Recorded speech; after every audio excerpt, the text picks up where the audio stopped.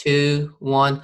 What is up, Travelheads? I'm your host, Brian from LifeOfBD, and welcome to Talk with BD. Today's guest is a former boxer who competed in the Olympic trials and is currently a boxing gym owner of Oakland Fight Camp, where I used to train at. And we'll be talking about his boxing uprising, how COVID-19 affected his gym, and how he is still keeping his fighters in fight shape during the coronavirus. So without further ado, Coach Abe. How you doing, Brian? I'm doing well. Thanks for coming on. How are you, Abe? Thank you for having me. I'm all right. Considering we're here in Northern California and San Francisco Bay Area, and there's a quarantine in place right now. So considering that factor, I guess I'm doing good. That's good to hear. Tell us a little about yourself. I grew up in Oakland, California. Worked all over the Bay Area, different jobs, but primarily in business and real estate. And I competed since I was a kid, and stopped for a little while. Then competed as an adult. And won a state championship, national championship. Got to compete in one of the first qualifier for the Olympic trials in 2012, and then I ended up being in a lot of pro training camps around the Bay Area, and I never went pro, but I decided to up a gym. So now I own a gym, Oakland Fight Camp, which is near Lake Merritt, 1920 Park Boulevard. If anyone's looking for high level some sort, boxing or fitness. I know you're frozen a little right now, but yeah, Oakland Fight Camp, it's a clean gym. I used to go there. I plan on going back someday when I have a freer schedule. But yeah, you guys gotta check out Oakland Fight Camp. Love it there. But yeah, so what got you into boxing? What got me into boxing? Well, first time, it's a funny story. When I was a kid, when I was a baby, I had a dream. I was about 2 years old regarding me fighting in the ring, actually. And I really thought I was in the ring fighting. I remember having that dream, and I remember waking up and thinking, this is how I was a baby. I had to be no more than about 2.5 years old. I remember thinking, I got to get stronger. I got to get ready because one day I'm going to compete. And that was the beginning of it. It's a funny story is that my mom, one day, she told me this story later, and I don't remember about it because I hadn't remembered that I had that dream until she told me that story again. That every morning she would hear about 5 a.m. something squeaking in the living room. And of course she had me in a playpen, which is like a square, and that's where I would sleep at night. And she would hear something every morning. And one time she got up really early in the morning at 5 a.m. to see what was going on in the living room. And it was me doing exercises in my playpen at 2 years old. And she said she never knew why I would do that. And I said, I remember why. I said, because I had a dream that I was fighting in a ring with lights above me. Yeah. And it happened. It happened just like that in reality. Later on as an adult, the dream came true.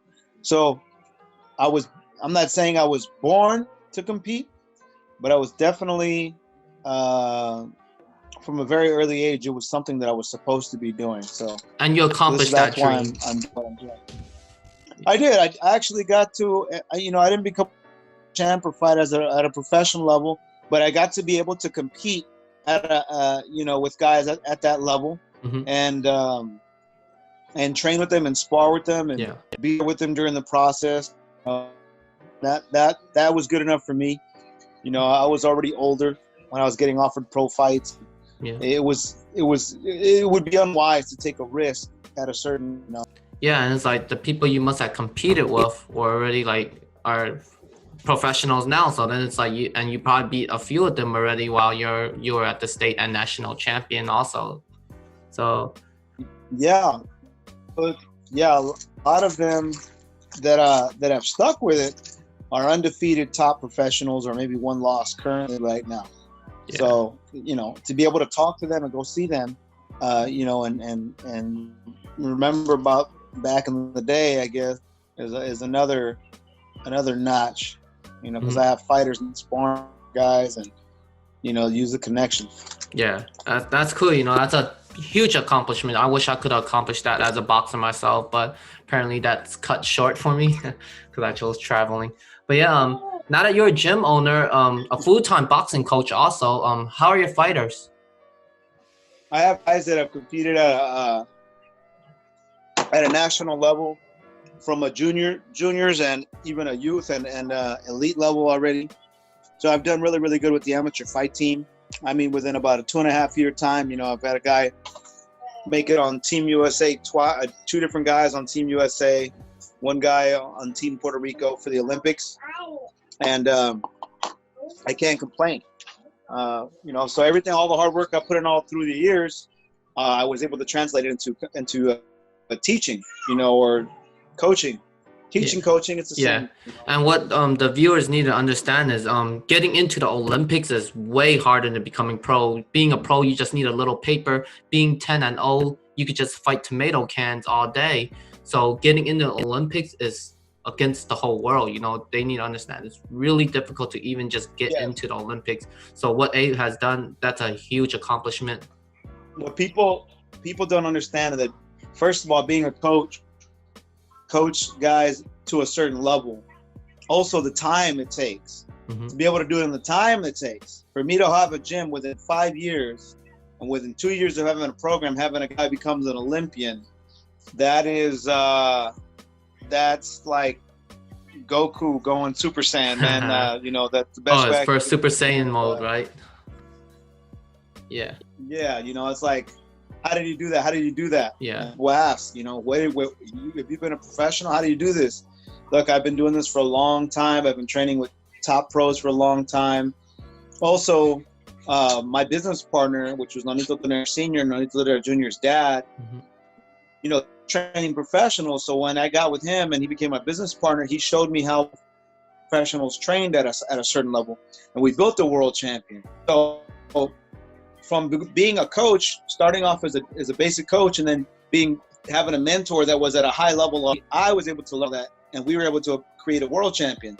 So I said, well, look, how do you get a guy to a world championship level as a professional? They have to be a good amateur. So when I split from Nonito Tonera Sr., we had our differences, and like in any business, you have differences and you have to make a part. I said, well, I have to create. If I want a top professional, I got to have a top amateur. So I took everything that I've learned from my amateur days and my professional experience, training with professionals and training, you know, a world champ, which is Joe Alvarez. Check him out if you ever get a chance. I don't know. I think he's still competing, but we fought some pretty top opposition. You know, taking that experience and putting it all together into the amateurs really made a difference in the training. And that's really what makes the difference, is the training, the experience in the training. You know, a lot of coaches can tell you to throw punches or tell you how basic things work, how they're supposed to work. But there's not a lot of coaches that says, I know this is how this is going to happen. I know this is how this is going to react, or I know how this person's going to react, or you see this technique, this is how you use it, and this is the situation you use it in, because I've been in that position. Yeah, I've been through it. I've seen it. I've done it. I've proven it. I've had guys do it, and have proven, you know, through trial and error already, and through success. You know, success comes through failure. You know, so if you do not fail, you're never going to succeed. Got it. I never gave up on failing. Okay, never gave up on failing as much time as possible. You could fail 1,000,000 times, but it only takes one time to be successful. One opportunity, and that's it. All right. With the coronavirus in full effect and forcing all gyms in California to shut down, how does that affect Oakland Fight Camp? Well, as you said, we're closed. You know, Oakland Fight Camp is closed. You know, we do have members that are dedicated to the sport. I have fighters that are dedicated to the sport, which are running and staying busy, but we're closed. So far as me having hands on their training, unfortunately, I'm not able to physically be there for them. But you know, I do have regiment that I have sent all the fight team. I have a regiment that I have sent for the professional fighters that they got to stay up on. They have to stay on top of to stay busy during this time. To lie and say that, you know, you're going to get back to work or fighting anytime soon would be naive. Yeah. Really have to take it week per week as this whole pans out. But those that are younger and have the time, I tell them, hey, you guys are busy. Shadow box, gotta run. If you can't hit the bag, shadow box and run is the best thing, and eat healthy. Stay away from the negative food, because the body, this time, especially right now with stress, and the biggest issue is not short of food or toilet paper, it's stress. Yes. People don't have a clue, but it's stress. The more stress you have, the faster the body deteriorates. So if you think about that, if you're stressed out and you're around sick people, you will get sick very quickly. So stress is number one, sleep is number two, and then eating is number three. Because without the rest and stress, it doesn't matter what you eat, the body's going to be too acidic. Yeah. But that's how it's affecting the business. I'm closed till further notice. I can't do anything. I can't pull outside. Of course, it's mandated. I think right now it's a $500 fine, $10,000 fine, I think, if you owe business during this time. Yeah, no lake merit training your students at the lake, even though it's so close by. But yeah. But I did the first week, and then they did the full mandate. All right. So it's good to see that you're keeping tab on your fighters, especially when your fighters have to be in fight shape, because you never know when it's all lift and then the tournaments come and the fight weeks come for them all. Yeah, so that's good to know. Yeah, that was pretty disappointing, because we had a lot. We had the international qualifier in Buenos Aires. The guys are going to become Olympians. The super heavyweight, Misael Jimenez. Is he? We have a Western qualifier for the USA Championships. I had a guy at 1-2, Omar. I had to keep guys busy. They canceled everything. Yeah, everything. Yeah, that sucks. But yeah, just need to keep a tab on all your fighters, because they all look like they're doing big things. They're all out there. They're training. I've seen a good amount of them when I was still training there too, and when I was still training there too. I see the hard work they put in. One specifically that stands out is Izzy and Misael, who I just did a podcast earlier. You could check it out right here somewhere. But yeah, he's something else, man. He's special. I actually flew out to Tennessee with you and him just to go see that tournament that he fought in 6 days, 4 fights, coming out of an injury too, a huge layoff injury. That was crazy. That was probably one of the highlights, man. Honestly, of all the years we've been training together, training about 3 years now. International competition is pretty important. That's a pretty big deal. That comeback national qualifier. It was the Eastern National Qualifier 2018. Man, he fought some of the best heavyweights in the nation. Yeah, top 3. And he beat everybody. Yeah, the top 3. His first opponent, he finished in 40 seconds.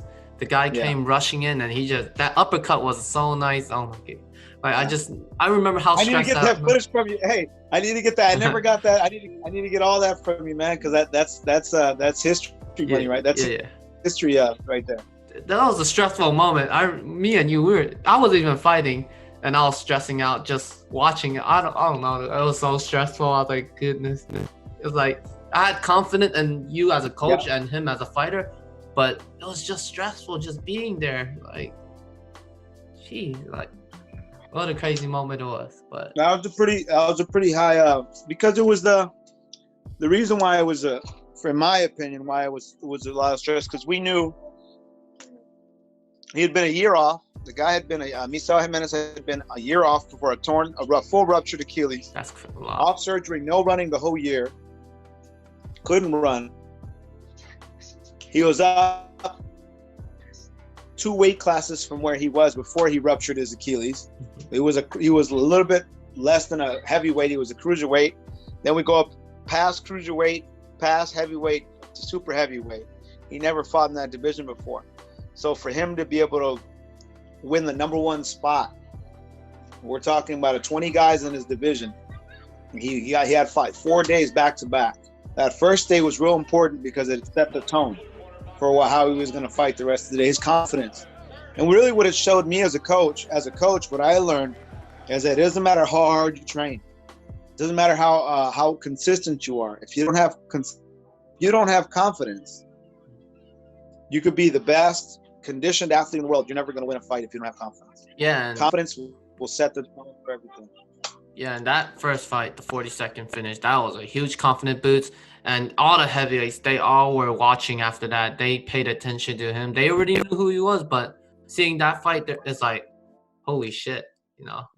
They knew who Amisel was because of his prior experience, but he hadn't been around in 2 years. And not in super heavyweight, you know. So. And not in super heavyweight. So when they saw what he did, well, he broke the guy's nose and shut the guy's both eyes. Yeah. Both eyes were shut. Well, part of it was because his nose was broken. One eye was shut for sure because of a punch. The other eye shut, I think, because of the capillaries in the nose. You know, when you get your nose broken, it collapses. Ooh. So now you got swelling, not getting any flow in the eye. So one eye was already swollen, one eye was broken. The other one looked like both eyes were shut now because of his broken nose. Unfortunately for him. Hope he is better now. We don't know. You know, sometimes you hear these guys, you become friends with these guys you fight. Sometimes you never see them ever again. Yeah. So what are some tips you'd give current fighters to stay in shape? Like with all gyms closed, what are some tips you give boxers since COVID-19 incident? Well, the most important thing is to stay obviously healthy, right? Physically healthy. Like when I say physically, I mean, you know, you don't want to be sick. So how do you stay from getting sick? Well, you want to take your multivitamins. And whatever form of multivitamins works for you. A lot of people think, oh, this organic, this is perfect, that's perfect. Don't take pills, take pills. Look, all that doesn't matter. What matters is how your body reacts. Yeah. Everybody has their way of how they deal with things and how their DNA and how their body structure makeup works on their own. You know what's best for you. Yes. And if you know something works and keeps healthy, use it within a certain spectrum, of course. I mean, obviously, you don't want to go around and overindulge on things because they feel good. Anything you overindulge on can make you sick. So, I would say multivitamins start off first to keep the body strong. Whatever you can't get from your food, you can get it from a supplement. As long as it's a good, clean source and your body reacts to it well. So that's number one that I tell the guys, because if you're sick, doesn't matter how hard, again, you try to sweat it out, you don't sweat it out, whatever the case may be. If you're eating wrong or don't have the right minerals in your body can't build any immunity to anything. Yeah. So you want to stay strong multivitamin wise. Second thing is a lot of water. Water, very important. All day. Yeah, a healthy source of water. What's a good healthy source of water? Well, something that has high content of certain minerals. Evian water, Fiji water has some of the highest content of minerals. Also, a certain pH balance it has in it. Also, people have to understand that the blood stays alive in our system. Red blood cells stay alive in our system at a 7.8 pH balance. Okay, that means that if our red blood cells dying too quickly, that means that our body might be acidic, or the water level in our body, our blood cells or in the pH balance might be off. That's why you hear it all the time. For a perfectly balanced meal, what they're talking about is a perfectly balanced water content in your system that helps digest, break down, absorb the food that you're eating. Okay. Yeah. In this case, if we're talking about immunity, a good immune system, strong body with good blood flow and good oxygen, we're talking about perfect pH balance of a 7.8. What does that mean again? People always ask, well, if I drink a 10.0 water all the time, my body should be really good. It doesn't matter, because the body has to balance it out to a 7.8. You understand? Yeah. You could have a 20 pH balance. So when you hear about these waters that have a really high pH balance, it doesn't matter. The body balances it out. The body will balance it out regardless. So I recommend Fiji water or Evian water if you can. If you can't do that, that's fine. Doesn't have to be that, but if you can't do that, a high pH balanced water with some type of minerals or electrolytes in it to keep you hydrated all day. And then the next thing is sleep. Get as much sleep as you can all the time. That's what I lacked. You always told me get my sleep. I'm like, I can't. I got work. But yeah, it's something I lacked. Yeah. People don't do it. They forget. They forget to get their sleep, or they think, oh, they'll be all right the next day. That's why irritation, mental fatigue, all the processes that we use during the day, the very next day, suffer. So if you have a task you got to do the next day, you're not going to be prepared for it. Even if you prepared weeks in advance, if you don't get sleep that night before, you're going to be tired. Your mind's going to be very irritated. You're going to have a chemical imbalance because the body's trying to play catch up on recovery that it didn't get. And now it's trying to recover slowly during the day while it's in the middle of doing a million other things. What's a good example of that? You have a phone.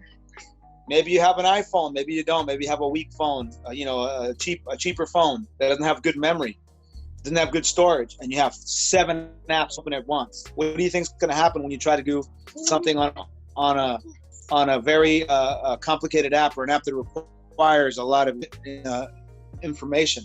It's going to lag, it's going to suffer, it's not going to work, might even crash. Yeah. Same thing, the brain, that happens to the brain when it's trying to work with the body. If you do not get enough sleep, enough recovery, if the body has not gone through its recovery process of taking the minerals, foods, and waters, and everything that you've done the day before, and change the body enough to get it ready for the next day, it will try to do it during the day, and you will crash. Of course, this is why people get sick. This is why people are unhealthy. This is why we have outbreaks like this situation going on with the virus. Yeah. Well, you just educated my viewers today. You guys learned something new today for sure, I bet. But yeah, what do you plan on doing once COVID-19 is all over, the coronavirus? Like, what's the first thing you want to do after all this is done? If we can, man, invite everyone to come to the gym, get the business rolling, get that going, get the professional fighters back on the schedule, because all the pro fighting canceled. Get all the amateurs back to fighting and just continue business as usual. Maybe do a little more. Yeah, stay healthy. Maybe do a little more prepping. Yeah. Because I know a lot of people.